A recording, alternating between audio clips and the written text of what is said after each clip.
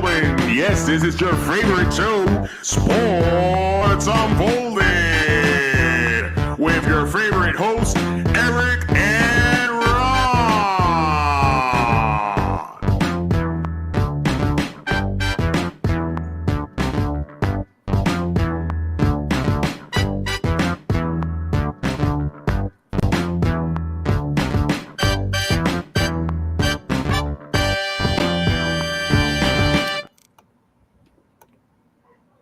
Hey, welcome to Sports Unfolded, best sports podcast on the planet. I am your host, Eric. My main man right over there, Ron. How are you? I'm doing quite well. We get the little spooky graphics down there. Little Halloween theme tonight. Feeling it, feeling a little spooky. We'll try to not make it R-rated tonight, though. I mean, this will be like that PG type of horror movie. We keep it friendly for the kids out there.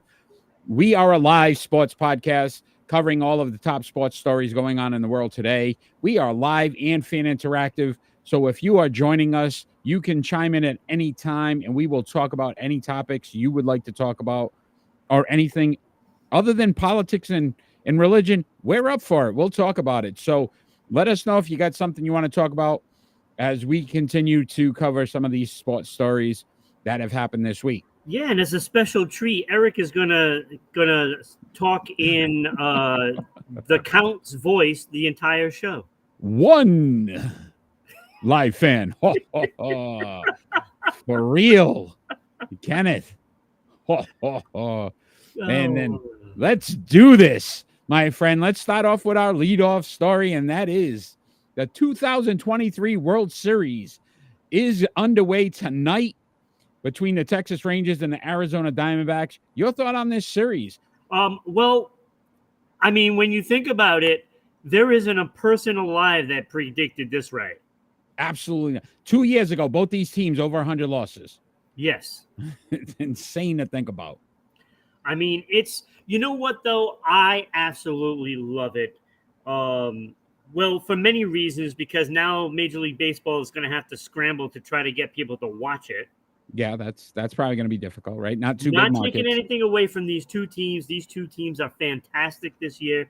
They did a hell of a job, and I'm glad both of these teams are in the World Series. First of all, because the Arizona Diamondbacks, I mean, this is really good for them. It puts them on the map that they probably didn't even know they existed themselves. And it's been a while. Of all, it puts my boy, Nathan Eovaldi, back into the World Series picture.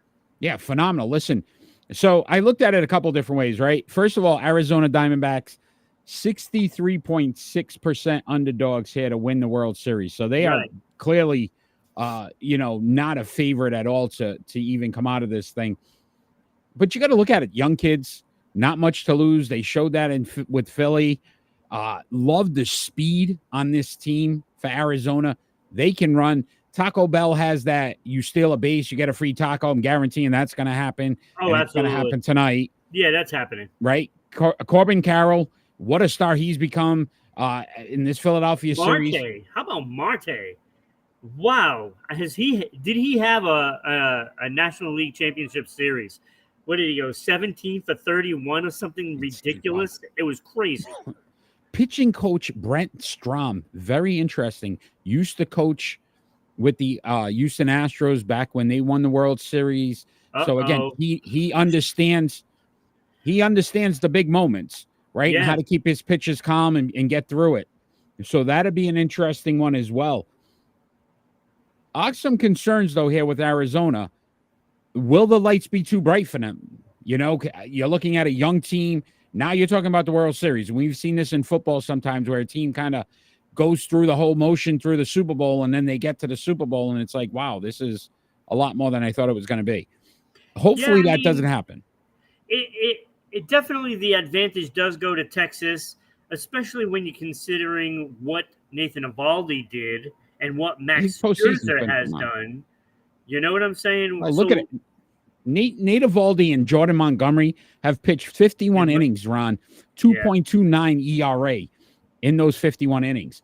Yep. Max Scherzer hasn't been himself. No, so just he's been imagine, horrible. right? If he can get going, Right. that top of that rotation, those three But pitchers what I right was there. saying about Max Scherzer, he's been there, so you've got that experience on, the pitching staff, and they're less likely to get rattled, because of the spotlight, for obvious reasons. Nathan Eovaldi is one of the pitchers that you'd have to say you'd want on your team for these moments, especially since that game where he came into relief and he was just absolutely amazing back when the Red Sox won that World Series. Yeah. When he came in and he didn't get the win in that game, but he saved that pitching staff. And what he's bringing to the table, I mean, he's a playoff player. He's a guy that you want in the playoffs. Agreed. He's pitched in the big moments and done well.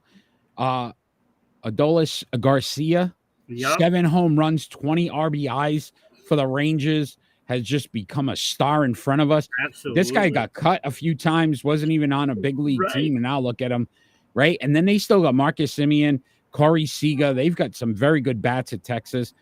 Arizona can't afford to fall behind because they will not be able to keep up with these bats. If they can keep it close, make it interesting, I really feel like this series, to me, isn't a quick, sweep of 5 games. I think this could go 6 or 7 because I know no matter what, Arizona's got fight. Absolutely, and they've shown that, right? I mean, you look at their road to the World Series, and nobody gave them a chance in any series. Nobody. Especially when they played the Dodgers. Like, I mean, to do it how they did it. Yeah. I mean, Dodgers were never in that series. They were never in it. And I would say the one concern for Texas, too, the bullpen's not as strong as they'd probably like it to be, especially, if this is something where your pitchers can't go deep into a game, that may affect Texas. To your point, though, look, the pitching staff has produced. Right. And the crazy thing, I was thinking about this, Ron, former Red Sox pitcher, former Yankee pitcher, now in the World Series, right? You think about what these teams gave up, right? What they gave up. I did say this as well, though. Think about the benefits for some of these big market teams, because Arizona, will probably dump some of these guys if they win. Now a team like New York, Boston, probably get involved in getting some of these young kids onto their squad, because this reminds me so much of like the Miami Marlins and that type of thing, where if they win it, and they can't afford to pay them. Look, I mean, if Arizona wants to continue being competitive, I'm hoping that they keep their guys, the core players. And I mean, obviously, people are going to ask for more money because they're there in the World Series, and we already know that. But if they can keep their core, I want to see players, take a little less and stay on a team like this and have a shot at coming back. How many times you see that, though? You know what I mean? It doesn't happen in sports anymore. Yeah, they do it for the Bucks. But series opens tonight. We will do our prediction on Game 1. We're not going to pick the series because obviously by the time it finishes, it will be a couple weeks in. So I'm going to ask you this, Ron, before we move on.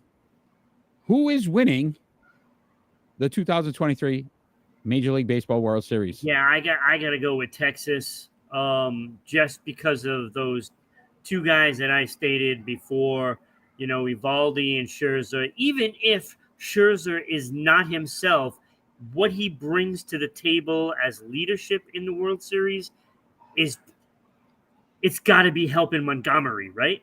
It's got to be helping him. Nathan Eovaldi has to be helping. Like, those two guys, what they bring to the table, you just can't put a price tag on, right? I mean, that's incredible. And look where they are. And I would say this, I know the teams that Arizona beat, and I'm not discrediting what they've done. But I will say this, I think Texas's road facing Houston, who's been there, who has guys that have won it and produced at during the postseason, and to beat them, I think the momentum's really favoring Texas right now, and the pitching staff.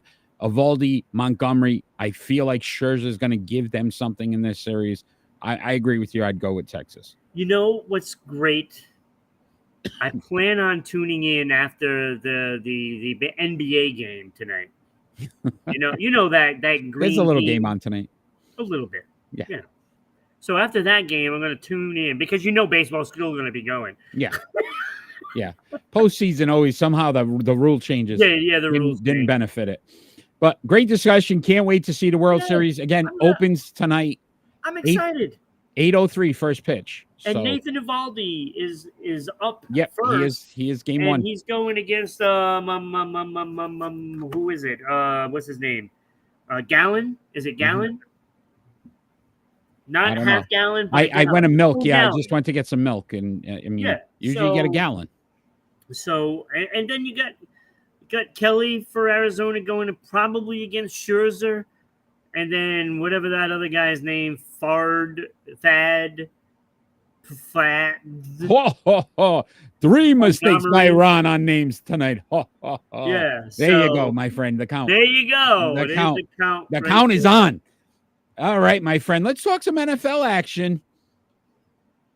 The Buffalo Bills, should they be concerned about Josh Allen? So there's been a lot of talk about the turnover factor and things that he's done. And listen, they're 5-3. Would you be concerned if Josh Allen was your starting quarterback? I'd be concerned if I'm the front office because you have to be concerned, right? But if I'm the coach and I got Josh Allen, I'm pretty secure on the guy I got, leading the way because he's got to be top 5 quarterbacks. I feel like in this picture, though, he's pointing at the cornerback saying, look, I'm passing it to you. You better be ready to catch it. Yeah. My concern with Josh Allen is this, Ron. He's a gunslinger. Yeah. And we saw so many of the gunslingers. Listen, Brett Favre, great quarterback, but only won 1 title. Right. And everything came together, and New England actually blew that one in the Super Bowl. Drew Bledsoe, he didn't win one. He was a gunslinger. Right, exactly. So this is my concern would be is that he has a tendency to throw interceptions. We saw it against New England. Yeah. He started off the game with an interception, kind of gave New England that momentum. You do that in the playoffs against a very good quality team, you're probably losing those games. So I looked at something called interception percentage. His interception percentage, 2001, it was 2.3. 2022, 2.5. This season, he's at 2.8. He's going in the wrong direction. He has 8 interceptions already this season, which is on pace for 16 or 17 picks, depending. It's about 1 a game. So 17 interceptions, which would be a career high. So my concern would be this. His completion percentage, the best in his career so far, through 8 games, 71.7%. Right. But he's making mistakes that ultimately cost this team wins. Yeah, and I think it's kind of sloppiness, isn't it? Like, it's almost like he's trying to do too much. Yeah. Because, look, they don't have a great running back. And they're not getting really production out of that. And when you are out there and you're throwing the ball constantly because you have to be the guy, good defenses know how to stop that. Yeah, you tend to make mistakes. And I looked at it. I looked at one more thing, Ron, and this is where my concern would be. Next 6 opponents for the Buffalo Bills. The Bengals, pretty good defense. The Broncos, that should be an easy one. But then the Jets, Eagles, Chiefs, and Cowboys. Yeah. They're going through a stretch now where they're going to face top 5 defenses. He can't afford to make those mistakes. No. And they could actually get knocked out of the playoff run. If they're not careful, that is incredible to think about because when we talk about, the teams that we're looking at, the Chiefs, Bills, and the Bengals were the 3 teams that we really talked about because they have the best 3 quarterbacks in, the conference, so to speak. But that's not the way it's looking this season.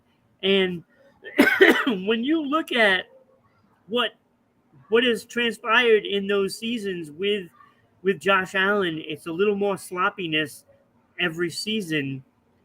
And it's almost like he's putting so much pressure on himself to provide a Super Bowl that he's now costing his team more. Yeah. I mean, last than what season with he's the helping. against the Bengals in the Yeah. playoffs, you thought they had all the advantage. They're at home.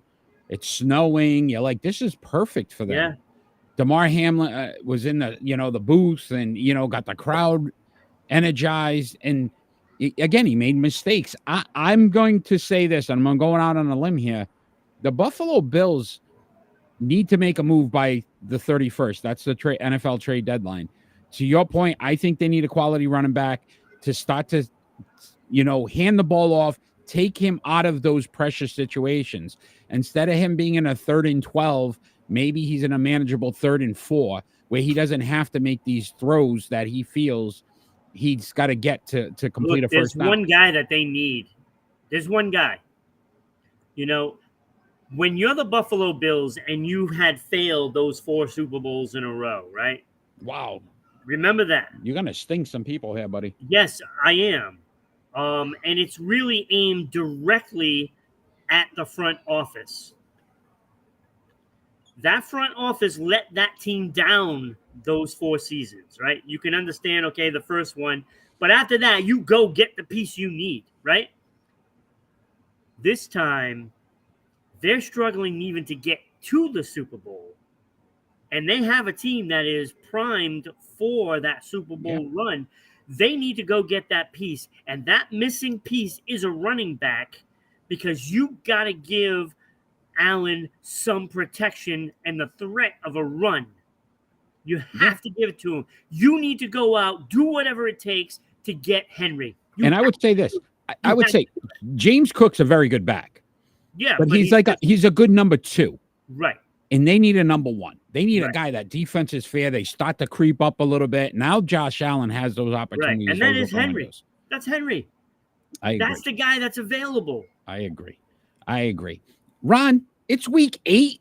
Believe it or not, in the NFL season, how fast this is going by already. It's scary. It's scaring me. It's spooky. Week 8. All right. Let's look at your games of interest for week 8, Ron. Oh, my games of interest. I haven't had many that interested me the last couple of weeks, as you know. I had 2. This was not a good week either. I had 2.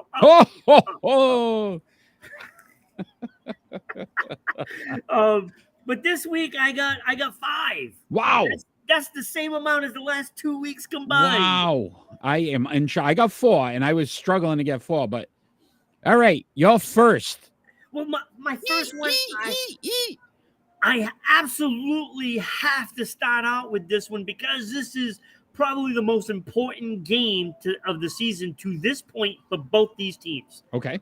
Cincinnati at San Francisco. Have that game. Okay, first of all, Cincinnati, they are 3-3. They are struggling this year, and they are a much better team than what they're playing. Agreed. And on the other shoe is San Francisco. 5-0, and then they lose 2 straight.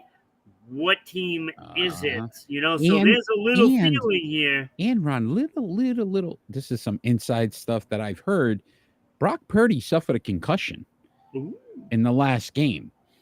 They've kind of pushed through and said he's ready to go. He didn't practice till I think yesterday. That's a problem. Not to be concerned with injuries with them, right? McCaffrey had that. Who's their oblique. Sam Donald, baby, bring him back. Bring the ghosts back. That guy always finds a way to get to the field, right? I love it. All right, I had the Bengals 49ers as well. Another big one, Jacksonville at Pittsburgh. I got that one as well. Can I say this? When you look at Pittsburgh's numbers, they're atrocious. They are. They're like a -18. They're in the bottom 30 in offense. I mean, it's just ugly to look at the numbers. They find ways to win. Mike Tomlin gets that team to make a play when it matters the most. Right. And this is why when we did the preview show, I said that the Patriots would squeak in because of the win against Pittsburgh. But we didn't see, right, we didn't see We're a this comedy act Patriot here. team be this bad, right? So we didn't see that. It's Not like a this horror bad. show. Not Yes. this bad, right? It's like a horror show. Yes. Yeah. So That's how and I watch said most games like this. that Around now. Pittsburgh, if the Patriots fail, Pittsburgh would be the team to get in. This Pittsburgh team, I don't know how they do it, but Tomlin gets this team to the playoffs every single year. Just He about right. finds a way to get it done. And right now, I'm thinking Mike Tomlin might be one of the top 3 coaches that has probably coached in the last 20 years. Yeah, no, I'd agree with you. And I would say this: look at Jacksonville is somehow we keep waiting for them to be that team. Yeah. This is a game now, right now. They have to be that team because this is a team they should beat technically. Right. And if you don't, now all of a sudden it changes the whole outlook of where they're at. So that's why I thought that was interesting. What else you got? All right. I have, of course, Cleveland at Seattle. I got the Browns at Seahawks as well. Like, look, this defense on the Cleveland Browns. Number 1 defense in the league. Yeah. And it is menacing. Concern and would be starts with that one guy, right? Yeah. Oh yeah, That Myles one guy Garrett. has this team fired up. Myles Garrett right now is the most dominant player in the NFL. Oh, on absolutely, defense. absolutely. And I like Watt and I like Bosa and I like those guys, but Myles Garrett right now is just he is dynamic. on a mission, and he's got the rest of that defense playing like they're him. Right now, they're playing so well. It's like you have 11 Myles Garretts out there. And who wouldn't want that, right? Yeah, and I'm still waiting for Seattle to fall, and yet they're still playing well. They're still playing well. Yeah, so that's going to be a fun game. Question mark at quarterback, right? Deshaun Watson probably out. Yeah, but they didn't miss him. Yeah, PJ Walker, right? He's looked good. Kids look good. I thought this one blows my mind that I'm even putting this in there now, Ron. But all of a sudden, the Vikings are in line. Vikings at Packers. They could be 2 games out of first place, and you're going, there was no way, as bad as they looked. If they beat the Packers now, they're 4-3. They're 2 games out of first place in Detroit, who has started to fall back down to earth. Well, they played a good team. They played a good team. You called it. I'll give you that one. They didn't even show up for that game, which was embarrassing. Yeah. That's what surprised me about the Lions, that you finally thought they were like, no matter what, if they lose, yeah, well, most people did. If they lost, they'd still be competitive, and they weren't even competitive. Obviously, a lot for I don't think this is as important a game for Minnesota. I think Minnesota might catch Detroit and pass them. And look, we felt that Minnesota had a pretty good team. Yeah, the question was defense, but offensively, and now they're winning without Jefferson. So you figure a way to win without Jefferson, and then you go back and get him in a few weeks. Yeah, now all of a sudden, he's doing well in his place, right? So what else you got? You should have one more. Well, I actually didn't have that game on my list. Okay, so you got 2 others. So I have the obvious, and then I have the Rams at Dallas. I have no interest. Now I have that one for the simple reason. If Dallas loses this game, they might not even be in a wild card spot. You know what I'm saying? Yeah, you still got Washington, I know you still have the Giants in that division, that they're going to get a few more wins out of that. People are going to start really ramping up the talk. I think no matter what, if you're a Dallas Cowboys fan, that's just, par for the... You can't lose this game. Yeah, that's par for the course. Like, that it's no different when New England was on their 20-year run. Everybody was saying this is the game, and if they lose, and I think Dallas, they hear the noise though, and I think that's where it could affect them. But I just don't think the Rams are as talented. They've kind of gotten by, but they're not very good. And I get it, and they're 3-3 though, right? Yeah. Got cut back now. If they win that game. Yeah, I mean, that's a big win under their belt, and it could give them a lot of confidence. I could see it, but I think that defense is just too good on Dallas. But what else? You got another one, you said? Yeah, and that New England-Miami game, Why do you want to get me going? See, I was doing good tonight. I was fine. That's why. Explain to me how. If I'm going to be miserable, then I'm going to take you with me. Listen, they can't win in Miami even when they had Tom Brady. I know that. This game to me is, I don't believe in what happened last week. No, I don't either. And I thought that was a waste of a game. I'm not saying, again, they get blown out because I think Miami, who knows, Tyreek Hill's playing, but supposedly he was hurt and he was going to be out. Now he's playing, whatever. What I'm saying is this. New England is right now basically a college roster. You're playing against a professional football team. I have no interest in them other than I'm a fan. I'm going to watch the game, that I think they win this game. I just hope it's competitive again. That's all I ask for. Don't lose by 40. You lose by a touchdown or two, but it was close. I can live with that. I don't think they even come close. So let me ask you this. Did you hear the reports about Bob Kraft and starting to talk about possibly moving on from... But then they also signed an extension at the beginning of this year. Right. So he's probably in for another 2 to 3 years. And they had said lucrative, which means it's got to be probably $75 million in that area for 3 years, 2 to 3 years. They're not losing that money. And I don't think they'd have a contingency plan that would be beneficial for anybody at this point to get rid of Bill Belichick. Well, what if he gets forced to retire? I don't think he will, though. That's the thing. I don't think he, in his mind, listen, you beat a Buffalo Bills team that you were much more, they were much better on paper, realistically, than you were, and you were competitive. He found ways to get his defense to do things that no other team can do defensively for some reason. He's still that genius when it comes to that piece of the... People could say he's lost something, but he still figures out ways to shut down offenses. The Super Bowl in 2018, Ron, that Rams team was an amazing offense. Right. He held them to 3 points. I know. McVay even said he didn't know what was happening because Bill Belichick confused him so much. That's not that long ago. I know it's not. The man can coach. He might not be a talent evaluator. He may not be the best at interviews. But honestly, what is the option if you get rid of Bill Belichick? There isn't. There is nothing right now that you sit back and go, who do you want? San Francisco's offensive coordinator? I mean, do we even know who that is? You know what I mean? You know, the rumblings are there. I feel like we started it. Yeah. No, it's been out there.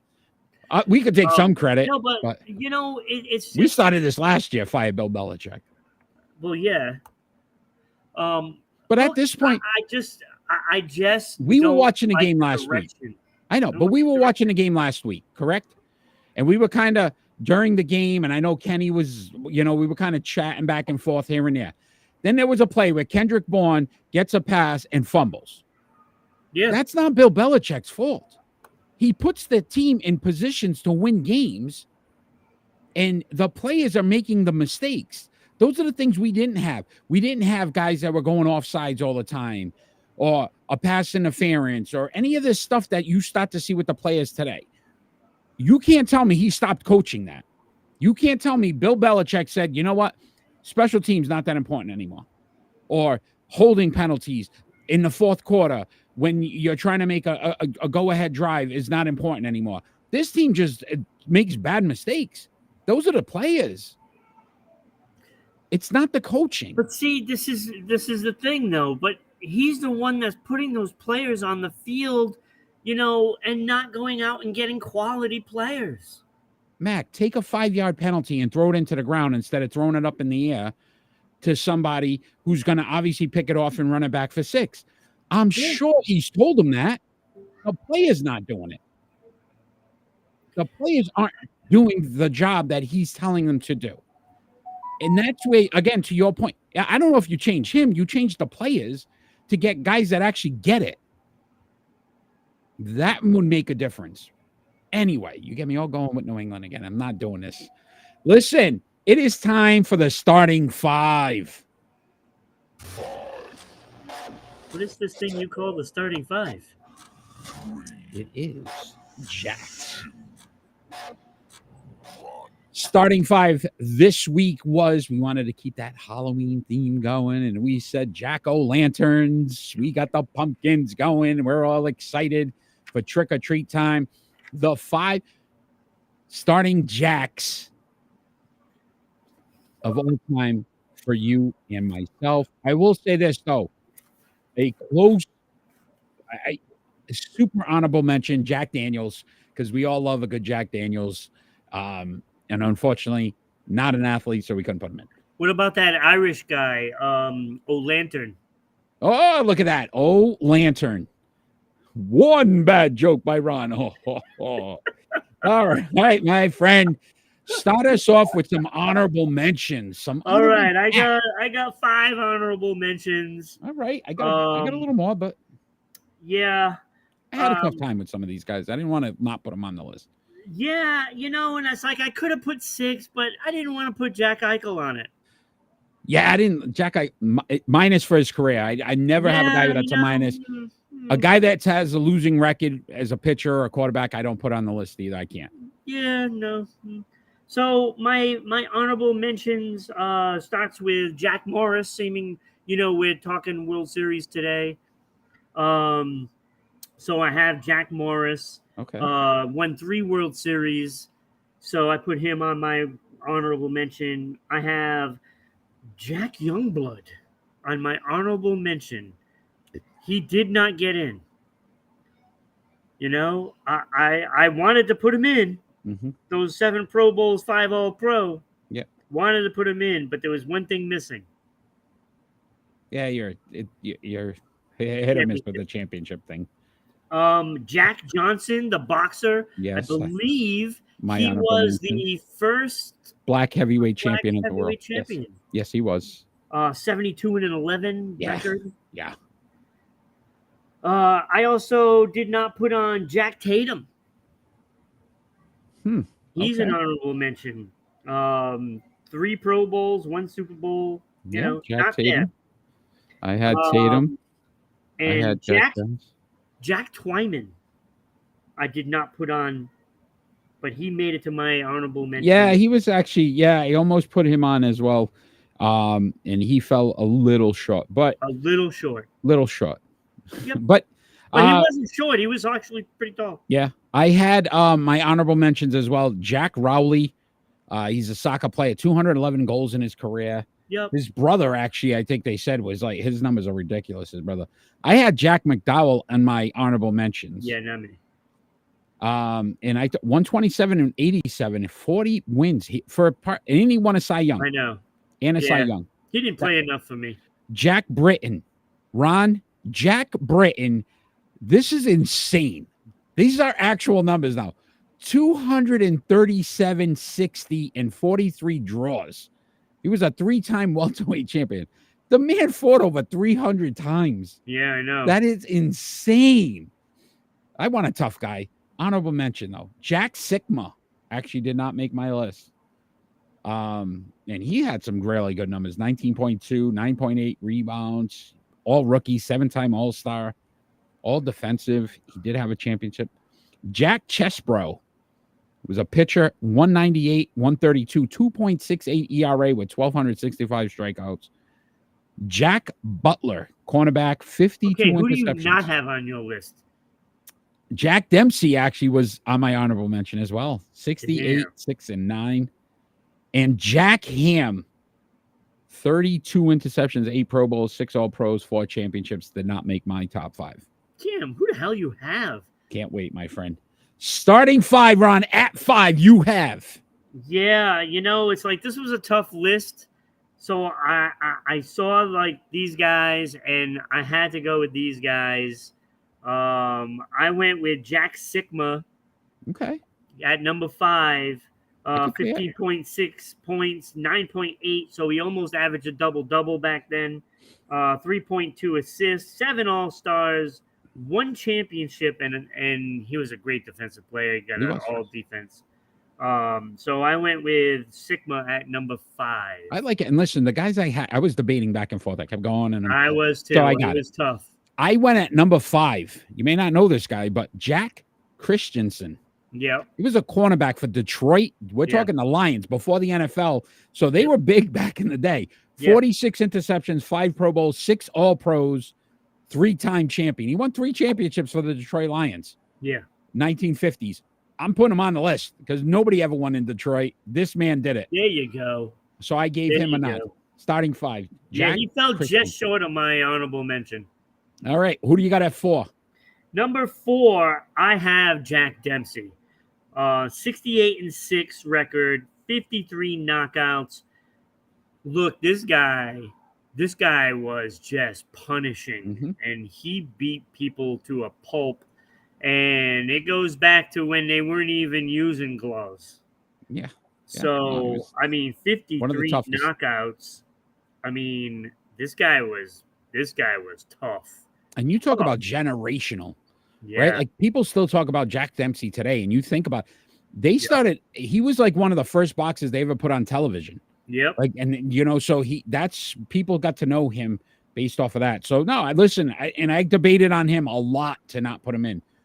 Yeah. At 4, though, I went the other route. I went Jack Youngblood, 151 and a half sacks, 7 Pro Bowls, 5 All-Pros, 1-time Defensive Player of the Year. So he was the best Defensive Player of the Year. He was 6 for me. He was number 6. So you know what I mean? That's what I say. A lot of times we got the same names. It's just kind of the order. But what do you got at 3? Number 3, I went with Jack Ham. When you look at, first of all, 4 Super Bowls. Yeah, and he makes a mean sandwich. Exactly. And that sandwich, you know, back in the day, that was a knuckle sandwich because that was a hell of a defense. Oh, 2 bad jokes. That's good. I like that. But 8 Pro Bowls, 6 All-Pro, 32 interceptions and a touchdown. I mean, 162 games. So you figure like 1 out of every 15 games he's picking. Yep. Wait, is that right? 1 out of 15? No, that's not right. My math is terrible. It's 1 out of every 3-ish, 4-ish. Sounds better that way than 15. But it's still pretty good. It's like it's still pretty good, right? But he, 6 All-Pro, so 6 times he's the best at his position. The best. He was. Jack Ham was very good. So number 3. Yeah, I had 3. I had Jack Morris, and I know you said, but I went. I love the guy. 254, 186, 2,478 strikeouts, 5-time All-Star, 3 World Series run, championships, and he was an MVP of one of those. Yeah, he was the reason why he won. The biggest game, biggest stage. He was the best player. Yeah. So I went with Jack Morris at 3. Yeah, no, that's actually a really good pick. I think he's a hell of a player. Yeah. And to think that, there was a lot of times that he was good and the team wasn't. Yeah. Yeah. So, number 2, and I got a feeling you probably have the same guys at 2 and 1 that I have. I'm guessing that your number 2 is Jack Lambert. Jack Lambert 2, yes. I mean, this guy, he's great. Yeah. Like this guy, 28 interceptions, but that doesn't even tell the story, I will say this, the most memorable player probably ever because of the teeth, no teeth. And you will never forget that image in your head. As long as you know you're a football fan, that image sticks in your head.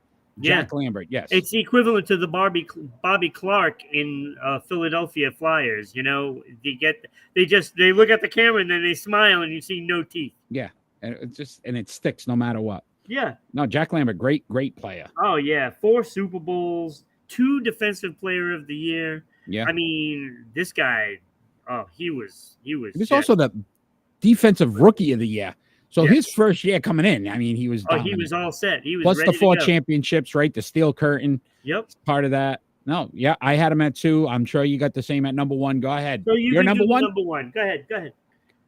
Has to be Jack Nicklaus. It had to be. It's right? not even close. Not even 117 wins, 18 majors. Everybody's still looking up at this man. We thought Tiger Woods was going to be the one. even the great Tiger Woods couldn't do what do Jack it. Nicklaus did. Nope. Jack Nicklaus still always. And he makes a mean iced tea. That half and half, man. I'm telling you right now. Either I'm hungry, Ron. That's the second food reference I made today. So you got 2 bad jokes. But I mean, Jack Nicklaus, when you think golf, that's the first name that comes out. I don't care what people say. Even today's golf, Yeah. you know Tiger Woods, and everybody knew Tiger Woods and that whole thing.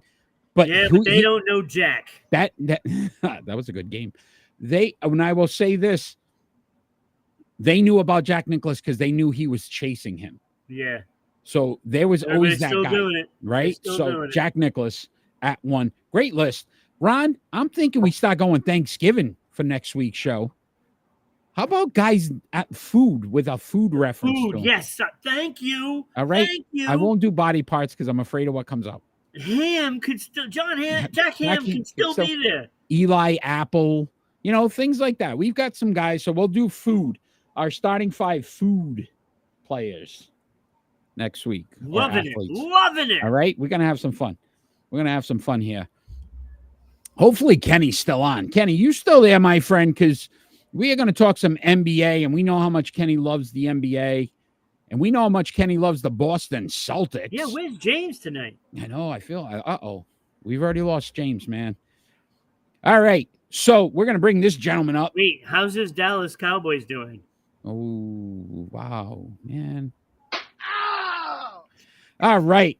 Let's talk about the Boston Celtics and a big debut the other night, Wednesday night. Kristaps Porzingis debuted for the Boston Celtics and broke a record. You think about the great legends of the Boston Celtics in a debut, the most points ever scored in a debut for a Boston Celtic. Yeah. Kristaps Porzingis, 30 points. Also added in 8 rebounds and 4 blocks, Ron. Shot 53% from the field, 55 from 3, 90% at the free throw line. Your thoughts on his debut? When you look at those numbers, I mean, that's just ridiculous. What's ridiculous is that starting 5 still showing up at the crowd. Oh, sorry. I hit the wrong button. Starting 5. There we go. Those 4 blocks. I mean, can I say everything on those? Can I say this, Ron? I'm going to say something. I didn't miss Rob Williams. No, because I feel like you got a guy that can be that unicorn guy that can make defensive plays. Yeah, and he's seeing him in that game, watching the whole game, it was enlightening to see what type of a game he plays. Yeah, right. I mean, because we hear the stats, we see the highlights, blah, blah, blah. But when you see him play the whole game, that was eye-opening. And then on top of all of that, freaking Brown, oh my God. He almost cost them the game. But this is what I'm saying, Ron. Think about this now. You have a legitimate number 2 in Porzingis. Right. You don't need Jaylen Brown now he could be the 3rd option. Right, and he needs to have the ball less and less. Right, so I'm like, this benefits them as well from Boston because Tatum looks like he's on a mission. Hopefully he continues to do that. Right. You put Porzingis as your second best option on offensively, and now Jaylen Brown becomes your 3rd best. I like this. Yeah. I thought what I saw was this is almost like they're morphing into something different where it wasn't Tatum, Brown, and then everybody else. It's Tatum, Porzingis, Brown as your 3rd, Holiday as your 3rd. So you got like a 3A, 3B. Yeah. So I love the fact that they've got some options now. And I love the fact that how Derek White played. Yeah. Always tough, right? Derek White always. He hustles every minute of the game. There's something to be said about a player like that. We were concerned about their defensive intensity. Yeah, I'm not. You're right. You got White. Yeah. Porzingis showed the blocks. Drew Holiday they said he can defend at every position. He did. Yep. So I'm feeling pretty good about where Boston's at. 82-0 is still alive. Game 2 of that 82-0 run tonight against the Knicks. Yep. Let's see if they can not let me down. Ron, I want to ask you a question before we move on, though. Who was the Boston Celtics leader all time in their debut before Kristaps Porzingis scored 30? Oh my God. Do you want to guess? Do you want to take a guess? I will guess Ray Allen. Ray Allen. Okay, not a bad guess. 1994, though, my friend. Dominique Wilkins scored 25 in his debut with the Boston Celtics. Porzingis now the all-time leader in the debut with the Boston Celtics at 30 points. Yeah, everybody forgot about Dominique. Hey, you forgot Neek was with us for a little bit. Yeah. Not very long, but. No.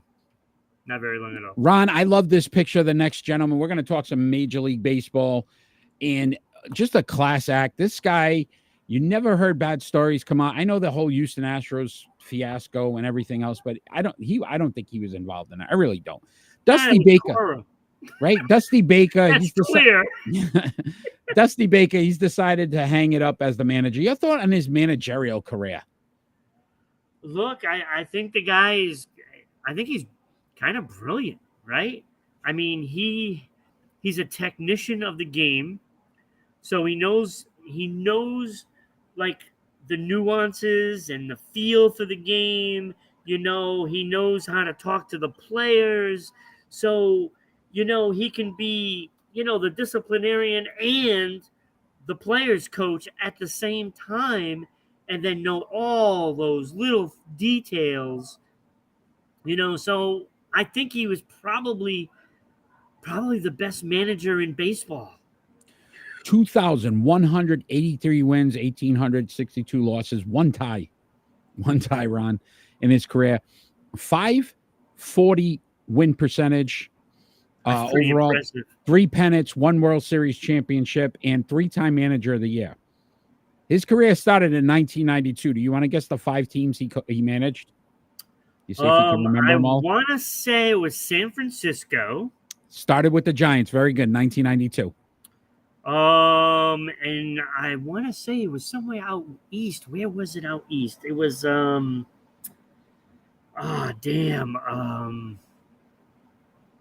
can't think of it. I keep thinking Baltimore for some reason. I'm challenging you a little bit tonight. I know. Chicago Cubs. He was with the Chicago Cubs. Right. Yep. Then the Cincinnati Reds. Washington Nationals. It was Washington. That's what it was. And then the Houston Astros he finished his career with. Over 100 wins twice in his career. Yeah. Over 90 wins 11 times. That's the number right there. 26. So that's playoffs. Right? Isn't that insane? 26 years as a manager, only 9 losing seasons.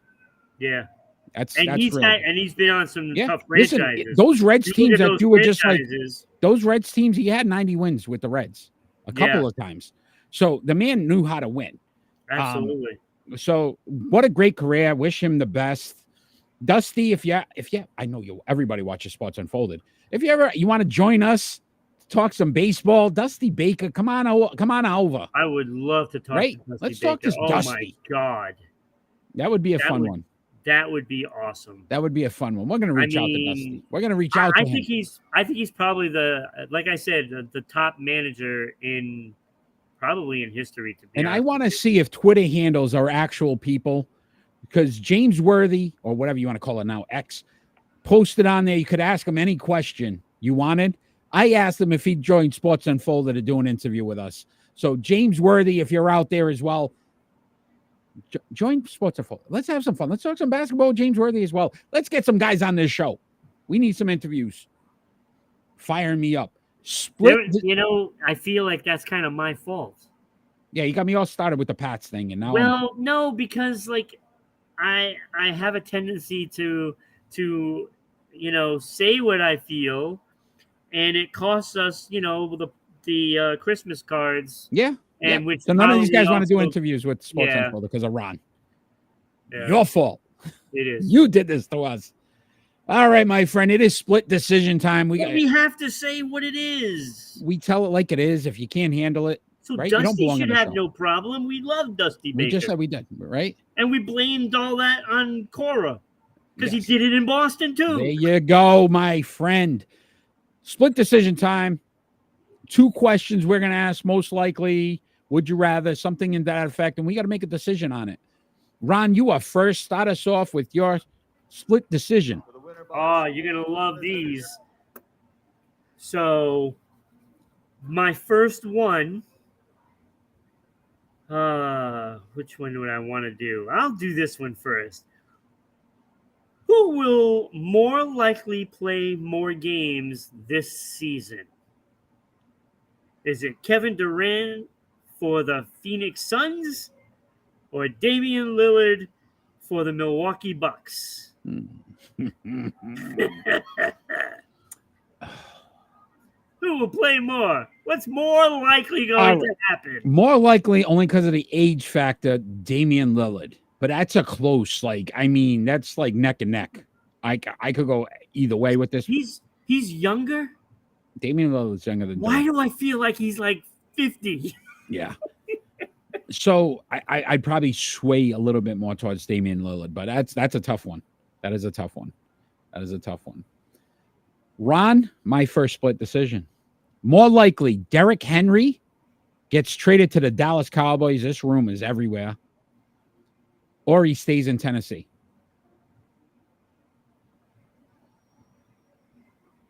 Well, I don't think he's staying in Tennessee, so more likely to go to Dallas Cowboys. Dallas Cowboys. That would be a big I think he's going to end up in Buffalo. Okay. All right. Ron, your second split decision. All right. So I chose. Look at how excited you get. I chose Phoenix. Okay. Because Arizona is in the World Series. I see. So now this has to do with Texas. So Arizona and Texas. With Texas going to World Series, is it more likely that the Dallas Stars will go to the Stanley Cup or the Dallas Cowboys go to the Super Bowl? Dallas Stars. It's not even a thought in my mind. Dallas Cowboys have such a cloud over their head right now. Whatever black cat walked into that stadium at one point and just it's Halloween. Right? Like I just think they're cursed. And I honestly don't think they're better than Philly or San Francisco. So I can't see them getting past them to go to the Super Bowl. Interesting. That's interesting. All right. Ron, I know you love these two players because we've talked about them a lot and your respect for these two players. Oh, boy. So I want to know, which player would you rather meet? Tom Brady or Michael Jordan? Oh, shoot. Wow. Both GOATs, both legends, both the best at their sport. Jesus. And yes, you could be a Patriot fan, but Michael Jordan. Who would you rather Wow, meet? that is tough. That's a tough one. Jesus. I'm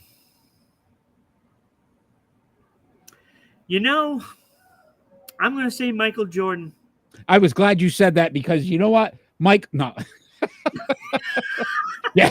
Woo! No, yeah. Mike's not by the house. I figured it. Though. Go ahead. Because I feel like Michael Jordan is more normal, like an everyday guy. Little Michael Jordan pop there. There you go. That's. You know what I'm saying? Yeah. There he is. You're meeting him right there, Ron. Yeah. Like I don't think Tom Brady would even give me the time of day, to be honest with you. Michael Jordan wants to talk to you right now. But I think Michael Jordan would be more human. Yeah. And would talk to anybody. Yeah. Okay. I like it. I knew it would be a tough. Because I feel like I get yelled at. Let's go! Come on! I heard that joke, Ron. I heard it. Let's get it out of here. Tom Brady. Oh my goodness. No, Ron. I love Tom. No, I love who him. doesn't? Who doesn't? Ron, we're going to talk some NHL now. Great segment. That would be Giselle doesn't. Yeah, not anymore. NHL, my hockey guy, Ron. We cover all of the hockey as well. I mean, the Vegas Golden Knights are the only team remaining, Ron, unbeaten this season in the NHL. Obviously, the defending champions. Ron, are they the best team in hockey right now? Right now, yeah. I mean, they haven't lost, right? I mean, that's who I've had at the number one spot the last couple of weeks. Yeah. And, if they can win one more game this weekend, they'll stay there. Yeah, listen, third overall in goals against, 1.86. Yeah. 0.934 save percentage, third overall in the NHL. Yep. Sixth in the penalty kill, 90%. Fourth in goals for, so they're actually tied for fourth, 3.86. Ninth in the power play at 24%. They're doing so many things well. Yeah. Obviously, there's no hangover from winning the cup, and you kind of get nervous sometimes when championships. They come back and 7-0 right now, looking good. They've beaten some quality teams as well. Flyers, Jets, and Stars all have winning percentages over 500. So they're not just beating, nobodies. And they beat the Ducks, who, you know what I mean, and the Sharks and the Kraken, who, the Kraken were in the playoffs last year. I like what they've done. Jack Eichel, very quietly starting to become a player. 8 points so far this season. So you can't complain. And let's talk about the job Bruce Cassidy has done coming over from Boston. Yeah, I mean, look, we keep saying this thing, right? He's better with veterans, and you have a lot of veterans on this team. And there's something to be said about that. For a guy like him, he's going to be the best guy for the job with veterans. Now he has, some young goaltending, but I think that's a whole nother world. Is the goaltenders are kind of like separate from the rest of the team. So, when you have a good goaltender, that makes it so much easier, right? And he doesn't have to nitpick with these players. It's like he's got a team full of Bergerons and Pasternaks and Marchands and McAvoys. He's got a whole team of them. He doesn't have those young guys like a Frederick that he has to get on, and he doesn't relate to those younger players as much. Yeah. So therefore, he's got a nice response with all the players, and they've bought in, and they've, look, he did great with Boston, just couldn't, bring him the cup. Yeah. So, but he got there. He got there with them. And I would say this, look, Boston and Colorado were the last of the last two besides them that was undefeated, right? Yep. So that Western Conference, right? I think, to me, Vegas has to start off hot because you're going to have some competition this year. The East might not be as strong as the West this year, my friend. I know you say. Well, I'm looking at some of the teams now. I got to watch that Washington Capitol team play. Oh my God, they're terrible. They are terrible. Do you think the Capitals are going to be almost like the Bill Belichick thing, where we're trying to get him to the most all-time winningest wins for a coach, and now you're seeing it with Ovechkin, where that's the only reason to watch games for him to even get a goal. Yeah, so that's scary, right? It is, and that's a team that's not going to have a good season. Ron, they are not going to make the playoffs. I hate to tell everybody, so forget it. You're out. Can Vegas repeat? They can. Not they can. Right. I think he's got a good chemistry going right now in Vegas. He's Cassidy, to your point, what he did in Boston, people criticize, but he found ways to win. Yeah, and he's doing. And you know what?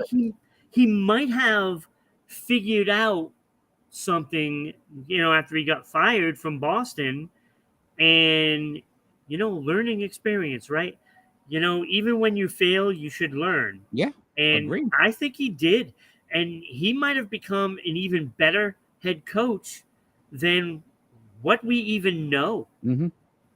I mean, he was a big part of that team going there because, frankly, when you looked at that roster on paper, it should not have gone to the Stanley Cup Finals. And he did. He got them to play. Like I said, he got them to buy in, and you got to give him credit. And I know I laid into him pretty hard with handling their young players, but that might be something that he might have figured out, in that short period of time. Like, what was it, a week without a job? I will say this, though, Ron, your NHL rankings come out every week. What a great rankings. I mean, we've got so much conversation. You've been spot on with that. Yeah. And the NFL rankings are out every Tuesday. And next week, believe it or not, NBA rankings will be out. Yep. So Sports Unfolded, we are covering NHL, NBA, MLB. We cover it all. NFL. So tune in, join us, continue to support us in so many different ways. If you like NHL, that's your guy right there, because he will talk hockey all day long if he could. Ron, it is time for pick and roll, my friend. It's time. Let's go, Kenny. It's time for pick and roll. So tonight's pick and roll, we are on season 3 of episode 43, The Underdogs. 40 years ago, my friend, 43 and the years ago. Underdogs is true. And when you look at some of the teams that have been winning the last few days. 43 years ago, 1980, these coaches were all nominated for NBA Coach of the Year. Bill Fitch, Hubie Brown, Lenny Wilkins, Billy Cunningham, John McLeod, and Don Nelson, and Jack Ramsey. We're going to rank them from 7 to 1. And I'm going to go a different route here. I'm going to blow your mind with this one tonight, Ron. I can't wait. Yeah, you know, I didn't even know which way to go with this one because, frankly, I hated it. Thanks for your honesty, my friend. Yeah, you know, I mean, I guess I'm not getting a postcard from you. Nope. Out. I kind of looked at it for playoff point of view, just going. Fans don't like when you attack me, my friend. Yeah. Okay. So number 7, I went Hubie Brown. Do you believe Hubie Brown, though, right? You think about it, how long ago he coached. And it's like the man's still like, you know, a basketball legend, but it's more based off of his analyst role.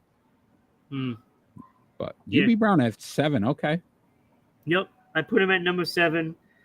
Number 6, I put Bill Fitch with that 461 win percentage in the playoffs. Yeah, I didn't like that too much. So I don't care if he's a former Celtic. I don't care. Okay. I put him down there. Okay. Number 5, I put John McLeod. You know, 518 season win percentage. So yeah. All right. You know. Number 4, I put Jack Ramsey, 525 win percentage. So I went with Jack there. He wasn't eligible for me go into the Jacks. Number 3, I got Don Nelson with those 75 postseason wins, even though it was a 452 win percentage. Not good, but he got 75 of them, so I'll give him some credit. Number 2, Billy Cunningham, though. And I was struggling whether or not I was going to put him number 1 because I love that 629 playoff percentage and 66 wins in the playoffs. So, but he landed at number 2. And number 1, I had to go with Lenny Wilkins, the most wins in the playoff in coaching. And, well, out of this list. Don Nelson had more. Out of this list. Yeah, but Don Nelson. Yeah, okay. Lenny's better. 536 win percentage in the regular season. He had 80 in playoffs. Only a 449. So it was a struggle between them two. But I ended up just going with Lenny Wilkins because of the numbers. Okay. I guess. All right. Yeah. You ready? Mind blown. Get ready. Yeah, it's not going to get blown. It is. At number 7, we were pretty close on some of this, but at number 7, I had Don Nelson. Yeah. So, yes, you talked about all the wins. 75 and 91 in the playoffs, Ron. 2 seasons where he had 60 wins, 11 seasons of 50. You're like, wow, Eric, that's really good. Best record in his career, 60 and 22. Did it twice. He never won a single thing. He didn't win an Eastern Conference, Western Conference, anything. Nope. So, absolutely not. I want a coach that wins. At 6 went Hubie Brown. So now it starts to come in line with you. 3 50-win seasons, though, in his career. 58-26, his best season as a coach. 1 ABA championship. So he did get a championship, but it wasn't with the NBA. ABA. Bill Fitch at 5. He did have a winning record in the playoffs, 55-54, but you're talking like slim pickings. But he had 3 60-win seasons, around 2 50-win seasons. He was a Western Conference champion once and an NBA champion with the Boston Celtics. Let's go. But his 944 and 1106. So the man lost almost 200 more games than he won. Not very good. John McLeod at 4. 5 50-win seasons. Best record was 57-25. He did have a Western Conference championship, but 37-44 in the playoffs. Kind of middle of the ground for me. Jack Ramsey, I went at 3. 2 50-win seasons. Best record 58-24. He did have an NBA championship with the Portland Trail Blazers, but 44-58 in the playoffs as well. So those two didn't jive well for me as well. Lenny Wilkins, I went at 2. Most wins, like you said, or second most wins on this list. 9 50-win seasons. Best record was 57-25. Never had a 60-win season. Did win a Western Conference championship and one NBA championship. So I gave him a little nod. But Billy Cunningham, as I was doing this list, all the man did was win. 554 wins, 196, 66-39 in the playoffs you discussed. Had 2 60-win seasons, 5 50-win seasons. The one season he didn't have, he had 40-something and he retired. Yeah, because he didn't want a bad team. That's it. 65-17 was his best record all time. 2 Eastern Conference championships and an NBA championship. Billy Cunningham, by far the best one on this list. See, you know, that it's skewed because he didn't bring up a team from the pit. You know, Lenny Wilkins did. You know, Lenny Wilkins put teams together, and I think 80-98 in the playoffs, Ron. Lenny Wilkins. And I still put him at 2, but 80-98, man, is not very good. You lost more in the playoffs than you won. Yeah, but, you know. 66-39. But he turned teams around, Eric, is what You're still I'm going to saying. find ways to win. How many times have we seen great teams and they stink? I don't know, my friend. I don't know what you would think. I just hated this whole thing. Yeah, that's all I right. don't like doing NBA coaches. Oh, well. Because, like, they're skewed. Like, when you get, like, Phil Jackson only gets good players. You know? let him turn around a crap team. All right. I got you. All right, my friend. It is prediction time. We're going to bring up the results. Not a good week for any of us, really. I mean, 5-3 for me, 4-4 for you, 3-5 for Kenny and James. Hopefully they're on tonight to give us their predictions. We're not on the pick and roll segment anymore, by the way, my friend. If you are joining us live and you would like to get your name on the list as we're calling out the games, just tell us who you're picking, and then we'll make sure that next week you are on our prediction chart. We only got about 9 weeks left, Ron. I know. Right? Season's almost over. That's kind of crazy to think about as well before we started new predictions, brand new 2024. All right, my friend. So you start us off tonight, 10:27. That is tonight, 8:03, first pitch. Arizona Diamondbacks at the Texas Rangers, game 1 of the World Series. Who wins game 1, Ron? Yeah, I got to go with my boy Evaldi. He's going to get it done. Texas wins. I agree with you. I love the pitching staff on Texas. At home, George Bush throwing out the first pitch tonight. I just... Isn't he dead? Not that George Bush. The other George Bush. So Arizona Diamond. Wow, you are just... Here we go. We're going to be on some watch list now. Thank you, Ron. But the Texas Rangers, I agree with you. I think they take game 1. I think Diamondbacks scrappy. Maybe when they get back home, they take 1 or 2. All right, my friend. 12:29. I guess Kenny is not with us either. James, disappointed. James, that one hurt tonight. 10:29. The New England Patriots at the Miami Dolphins. Ron, we stink in Miami. I do not think anything's changed there. I'm going to Dolphins here. Oh yeah, I'm going Dolphins. Reality is setting in. But we all picked Buffalo last week. Team got lucky last week. Yeah. We all picked Buffalo last week. How'd that turn out for us? Also on 10:29 this Sunday, you got Jacksonville Jaguars at the... I picked the Patriots last week. Didn't I? Maybe. No. I think no, you did not. You did not. None of us picked the I can Patriots. look at it right here. None of us picked the Pats. None of us picked them. God. Where is it? Somewhere in Oh, my here. goodness. Now you're questioning. I am. I think I got it over there. I Cow. am not surprised I picked the Bills. Okay. All right. Also this Sunday, Jacksonville Jaguars at the Pittsburgh Steelers. I'm going to go Pittsburgh. Even Okay. though, I think Jacksonville's a better team, but Pittsburgh just finds a way to win these kind of games. I agree. I agree with you that they find ways to win, but I'm picking Jacksonville because I feel like this is like that. You put the magic dust and all of a sudden they look different. What was the movie there with Jack Black and Gwyneth Paltrow? Where it was the girl and they did something where he only saw beauty. Oh, Shallow Hal. Shallow Hal.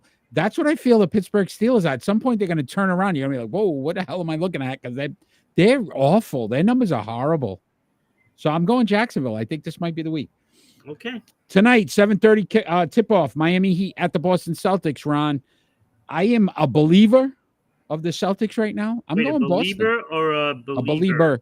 It's favorite, your favorite show, and I'm a believer of the Boston Celtics. Favorite. 3 bad jokes. Ho, ho, ho. Yeah, that's true. It is 3 bad jokes. I'm going with the Boston Celtics here, my friend. Yeah, I'm going with the Celtics too because they're going to be a little upset, and I think, I think Tatum is going to drop 40 plus. Ooh, I like it. From your ears, from your lips to his ears. All right. November 1st. Believe it or not, we're going to be in November next week. How insane is this year going by?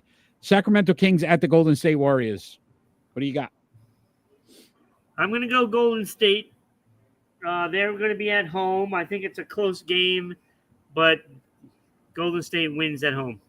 Going Sacramento here. I believe in the young kids, man. I believe in them. I think they're the next wave. The Kings. I think the Warriors. Yeah, they're waving, but they're waving goodbye to you. No, they're throwing that beam up, baby. It's coming. 10:28, Ron. Tomorrow you got the Detroit Red Wings at the Boston Bruins. Bruins coming off an overtime loss. Now I think they come back down to reality, right? Maybe they're not as good as we thought their record would be. So I'm going Boston here because clearly that makes the most sense. Yeah, I'm going to go Boston. I think they're going to play a lot better. I was going to say, if you picked against Boston 2 weeks in a row, that may have been a record. Because you picked the Kings last week as well. Yeah, I know. And look how well that worked. Yeah, that worked out well. So I was going to say that would have been a record. 2 straight weeks, yeah, no maybe Boston. I should go with Detroit. Nope, too late. Pick the Bruins. 10:28 tomorrow as well. Does the win streak continue? You got the Vegas Golden Knights at the Los Angeles Kings. Absolutely. I think that the way the Kings are playing right now and the way Vegas is playing right now, I'm not going against Vegas. Yeah. I went Vegas as well. I think, look, they know what's ahead of them, and they want to try to make a statement early in the season, and they're doing that. So, all right. College. Can you imagine if they get like 66 wins?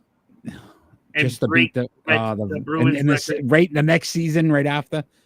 Could you imagine it only lasted one year? Season? That would be horrible. That would be awful. But then they lose in the first round. So, NCAA football. It's true.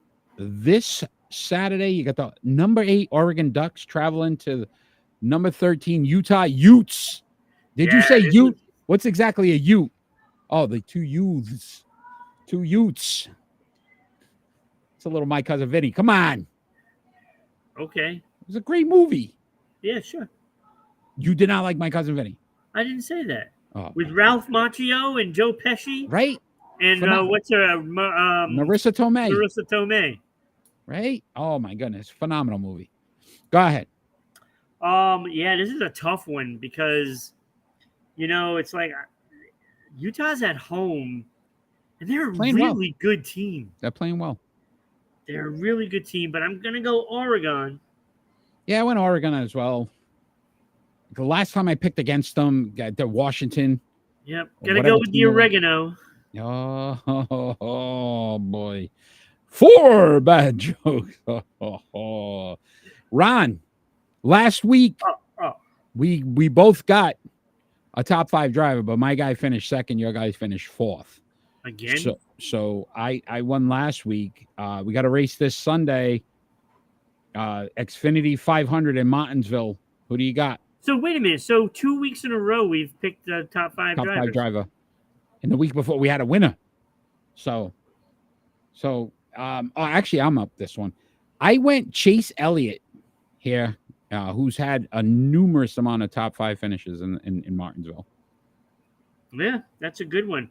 I was debating between him and the guy that I eventually picked. It is the Xfinity 500, correct? Yes, sir. So I went with Martin True X. Ooh, I like what you did the there. That was a good True one. X winner. Okay, Martin Truex. All right, Ron, we got a boxing heavyweight title. Well, it's not even a title; it's just a heavyweight fight. But Tyson Fury versus Francis Ngannou, Nagano. right? Ngannou, who's MMA now getting into the ring. Tyson, I think, has been training with Francis.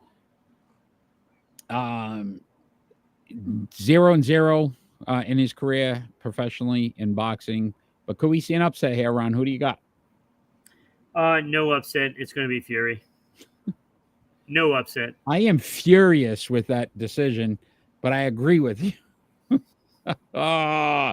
And we're all telling bad jokes now. Ron. Oh, bad jokes. It has been our Halloween special. Ooh, spooky lettuce, a little bit of everything going on. So, such a fun show tonight. We've had some people join us live. Kenny, our main man, has joined. The big dog joined us live tonight. Ron, before we get into our final thoughts, he fell asleep. I think he's been drinking. Yeah, well, his favorite Jack is Daniels. I will be going out tonight doing that too. Can you tell all the wonderful people out there, if they'd like to sponsor our show and support our show, how they could do that?